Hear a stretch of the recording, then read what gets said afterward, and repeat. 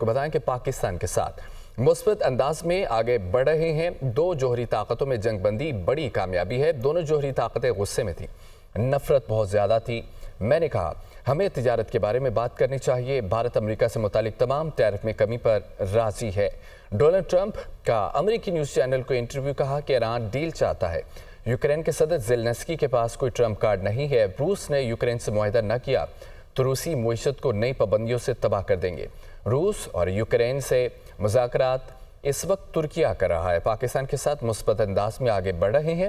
دو جوہری طاقتوں میں جنگ بندی بڑی کامیابی ہے۔ دونوں جوہری طاقتیں غصے میں تھیں، نفرت بہت زیادہ تھی۔ میں نے کہا کہ تجارت کے بارے میں بات کرنی چاہیے۔ بھارت امریکہ سے متعلق تمام ٹیرف میں کمی پر راضی ہے۔ صدر ٹرمپ کا امریکی نیوز چینل کو انٹرویو، کہا کہ ایران ڈیل چاہتا ہے۔ یوکرین کے صدر زیلنسکی کے پاس کوئی ٹرمپ کارڈ نہیں ہے۔ روس نے یوکرین سے معاہدہ نہ کیا تو روسی معیشت کو نئی پابندیوں سے تباہ کر دیں گے۔ روس اور یوکرین سے مذاکرات اس وقت ترکیہ کر رہا ہے۔ اقوام متحدہ میں پاکستان کے مستقل مندوب عاصم افتخار یہ کہتے ہیں کہ جنگ بندی کے لیے پاکستان نے امریکی صدر کے کردار کو سراہا۔ پاکستان بھارت کے ساتھ مستقل بنیادوں پر جنگ بندی کے لیے پرعزم ہے۔ برطانوی ٹی وی کو انٹرویو دیتے ہوئے عاصم افتخار کا یہ کہنا تھا کہ صورتحال اب بھی نازک اور غیر یقینی کا شکار ہے۔ پاکستان اور بھارت کے درمیان مسئلہ کشمیر اہم اور حل طلب معاملہ ہے۔ مسئلہ کشمیر کو کشمیری عوام کی خواہشات کے مطابق حل کیا جانا چاہیے۔ جنوبی ایشیا میں پائیدار امن کے لیے مسئلہ کشمیر کا حل ضروری ہے۔ اقوام متحدہ میں پاکستان کے مستقل مندوب عاصم افتخار یہ کہتے ہیں کہ جنگ بندی کے لیے پاکستان نے امریکی صدر کے کردار کو سراہا۔ پاکستان بھارت کے ساتھ مستقل بنیادوں پر جنگ بندی کے لیے پرعزم ہے۔ برطانوی ٹی وی کو انٹرویو دیتے ہوئے عاصم افتخار کا یہ کہنا تھا کہ صورتحال اب بھی نازک ہے، غیر یقینی کا شکار ہے۔ پاکستان اور بھارت کے درمیان مسئلہ کشمیر اہم اور حل طلب معاملہ ہے۔ مسئلہ کشمیر کو کشمیری عوام کی خواہشات کے مطابق حل کیا جانا چاہیے۔ جنوبی ایشیا میں پائیدار امن کے لیے مسئلہ کشمیر کا حل ضروری ہے۔ روس اور یوکرین کے درمیان براہ راست مذاکرات میں اہم پیش رفت سامنے آ گئی۔ روس اور یوکرین کا 1000 قیدیوں کا تبادلہ کرنے پر اتفاق۔ یوکرینی وفد نے قیدیوں کے تبادلے پر زور دیا۔ روسی مذاکراتی ٹیم کے سربراہ کا یہ کہنا ہے کہ یوکرین سے بات چیت جاری رکھنا چاہتے ہیں۔ روس اور یوکرین کے درمیان براہ راست مذاکرات میں اہم پیش رفت۔ روس اور یوکرین کا 1000 قیدیوں کا تبادلہ کرنے پر اتفاق۔ یوکرینی وفد نے قیدیوں کے تبادلے پر زور دیا۔ روسی مذاکراتی ٹیم نے سربراہ کا یہ کہنا ہے کہ یوکرین سے بات چیت جاری رکھنا چاہتے ہیں۔ امریکہ کی معیشت کو دھچکا لگ گیا۔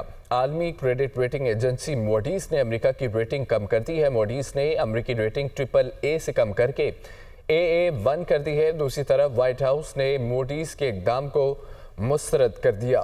امریکہ کی معیشت کو دھچکا۔ عالمی کریڈٹ ریٹنگ ایجنسی موڈیز نے امریکہ کی ریٹنگ کم کر دی ہے۔ موڈیز نے امریکی ریٹنگ AAA سے کم کر کے AA1 کر دی ہے۔ دوسری طرف وائٹ ہاؤس نے موڈیز کے اقدام کو مسترد کر دیا ہے۔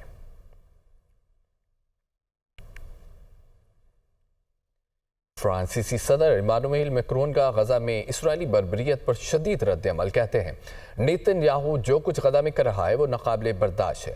جلد امریکی صدر اور نیتن یاہو سے اس حوالے سے بات ہوگی۔ فرانس غزہ میں امداد پہنچانے اور جنگ بندی کی کوششوں میں مصروف ہے۔ دنیا غزہ کے باسیوں کو غذا پہنچائے۔ غزہ میں بھوک کو بطور جنگ ہتھیار استعمال کیا کرنا ناقابل افسوس ہے۔ ڈونلڈ ٹرمپ کے مشرق وسطیٰ کے دورے کے اختتام پر گفتگو میں یہ کہنا تھا کہ غزہ میں لوگوں کی بڑی تعداد فاقہ کشی کا شکار ہے۔ خوراک کی فراہمی کی اشد ضرورت ہے۔ اگلے ماہ مثبت پیش رفت کا امکان ہے۔ اور غزہ سے متعلق خبر آپ کو دیں کہ فرانسیسی صدر ایمانوئل میکرون کا غزہ میں اسرائیلی بربریت پر شدید رد عمل، کہتے ہیں کہ نیتن یاہو جو کچھ غزہ میں کر رہا ہے وہ ناقابل برداشت ہے۔ جلد امریکی صدر اور نیتن یاہو سے اس حوالے سے بات ہوگی۔ فرانس غزہ میں امداد پہنچانے اور جنگ بندی کی کوششوں میں مصروف ہے۔ دنیا غزہ کے باسیوں کو غذا پہنچائے۔ غزہ میں بھوک کو بطور جنگی ہتھیار استعمال کرنا قابل افسوس ہے۔ آپ کو بتائیں کہ ڈونلڈ ٹرمپ نے مشرق وسطیٰ کے دورے کے اختتام پر گفتگو میں یہ کہا ہے کہ لوگوں کی بڑی تعداد فاقہ کشی کا شکار ہے۔ خوراک کی فراہمی کی اشد ضرورت ہے۔ اگلے ماہ مثبت پیش رفت کا امکان ہے۔ ٹرمپ انتظامیہ امریکی صدر کے منصوبے پر عمل پیرا۔ ٹرمپ انتظامیہ 10 لاکھ فلسطینیوں کو لیبیا منتقل کرنے کے منصوبے پر کام کر رہی ہے۔ امریکہ نے لیبیا کی قیادت سے بھی رابطہ کیا۔ فلسطینیوں کی آبادکاری کے بدلے ٹرمپ انتظامیہ لیبیا کے منجمد اربوں ڈالر بحال کرے گی۔ امریکی میڈیا کا یہ دعویٰ ہے۔ ٹرمپ انتظامیہ امریکی صدر کے منصوبے پر عمل پیرا۔ ٹرمپ انتظامیہ 10 لاکھ فلسطینیوں کو لیبیا منتقل کرنے کے منصوبے پر کام کر رہی ہے۔ امریکہ نے لیبیا کی قیادت سے بھی رابطہ کیا۔ فلسطینیوں کی آبادکاری کے بدلے ٹرمپ انتظامیہ لیبیا کے منجمد اربوں ڈالر بحال کرے گی، امریکی میڈیا کا دعویٰ۔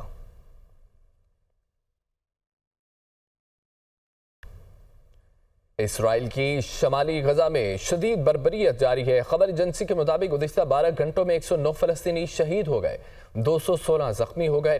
غزہ میں شہداء کی تعداد 53,119 ہو گئی۔ اسرائیلی حملوں میں تیزی کے باعث امدادی کارروائیاں سست روی کا شکار ہیں۔ خواتین اور بچوں کی کثیر تعداد کے ملبے تلے دبے ہونے کا خدشہ ظاہر کیا جا رہا ہے۔ افسوسناک خبر، اسرائیل کی شمالی غزہ میں شدید بربریت۔ خبر ایجنسی کے مطابق گزشتہ 12 گھنٹوں میں 109 فلسطینی شہید ہو گئے، 216 زخمی ہو گئے۔ غزہ میں شہداء کی تعداد 53,119 ہو گئی۔ اسرائیلی حملوں میں تیزی کے باعث امدادی کارروائیاں سست روی کا شکار ہیں۔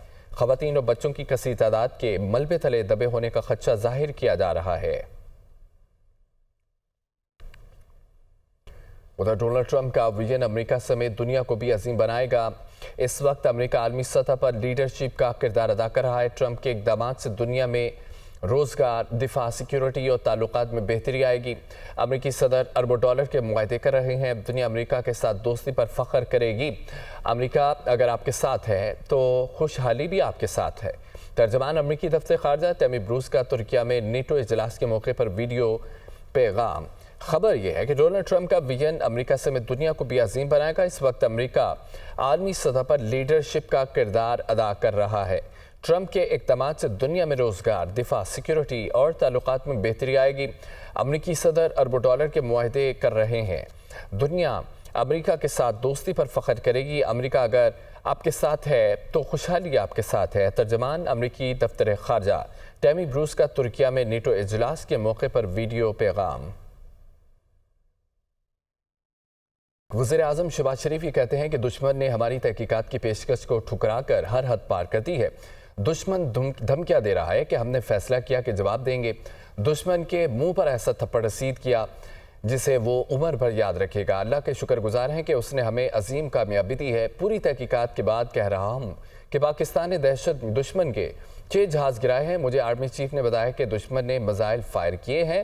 سپاہ سالار نے کہا ہے کہ اب ہمیں اجازت دیں کہ دشمن کو جواب دیں۔ ہمیں پرامن ہمسایوں کی طرح مذاکرات کی ٹیبل پر آنا چاہیے۔ مستقل امن کے لیے مسئلہ کشمیر پر بھی مذاکرات ہونے چاہیے۔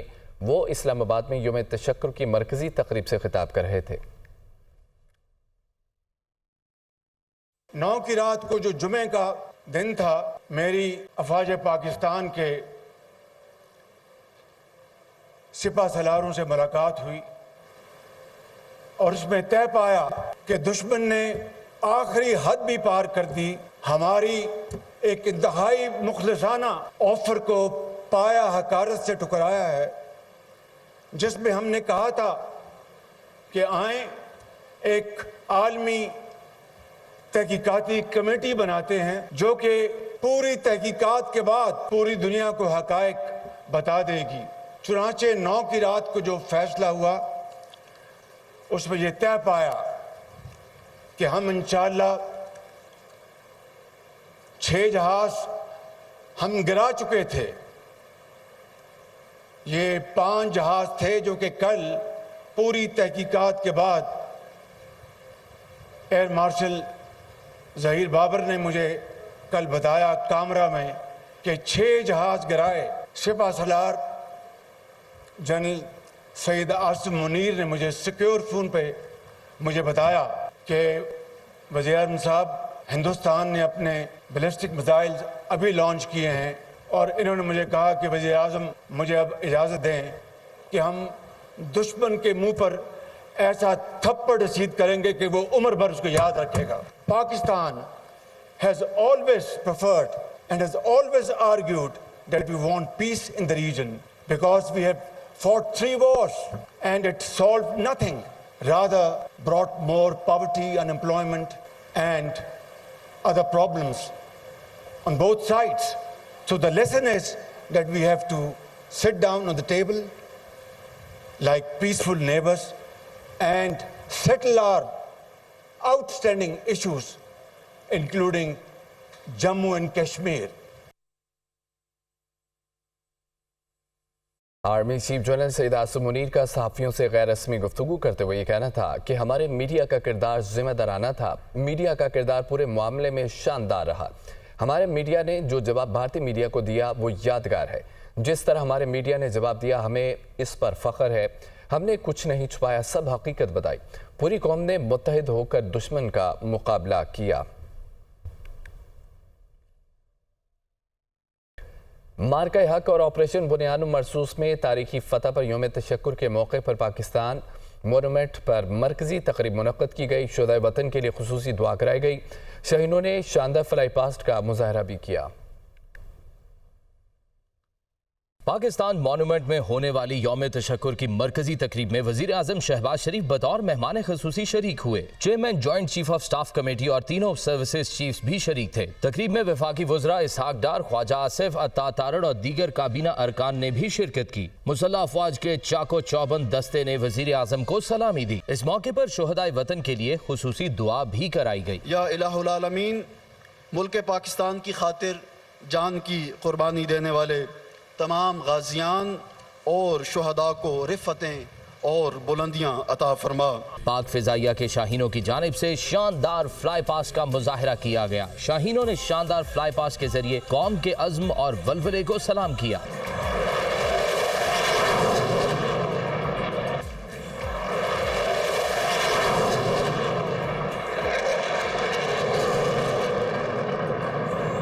تقریب میں بچوں نے ملی نغمہ پیش کر کے افواج پاکستان کو خراج تحسین پیش کیا۔ گلوکارہ شبنم مجید، سائرہ نسیم اور گلوکار ساحر علی بگا نے ملی نغمے گا کر شرکا کے جذبے کو تقویت بخشی۔ تقریب میں مختلف شعبوں سے تعلق رکھنے والے افراد، صحافیوں، غیر ملکی سفارتکاروں کے علاوہ فنکاروں اور کھلاڑیوں نے بھی شرکت کی۔ تقریب کے اختتام پر گلوکار ساحر علی بگا نے دل کی ہمت وطن گا کر شرکا کا لہو گرمایا۔ سٹیج پر کرکٹر شاہد آفریدی، شعیب اختر اور عمر گل بھی موجود تھے۔ وزیر اعظم شہباز شریف سے برطانوی وزیر خارجہ ڈیوڈ لیمی کی ملاقات ہوئی ہے۔ وزیر اعظم کا جنگ بندی مفاہمت کو برقرار رکھنے کے لیے پاکستان کے پختہ عزم کا اعادہ کیا گیا۔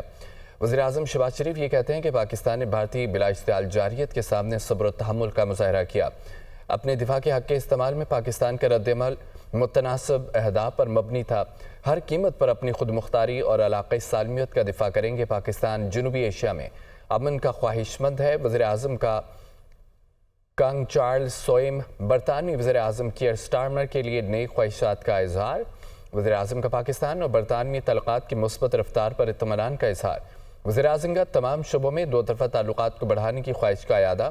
برطانوی وزیر خارجہ نے جنگ بندی مفاہمت پر وزیر اعظم کو مبارکباد دی۔ برطانوی وزیر خارجہ کا کہنا ہے کہ برطانیہ خطے میں امن و استحکام کے فروغ کے لیے تعمیری کردار ادا کر رہا ہے۔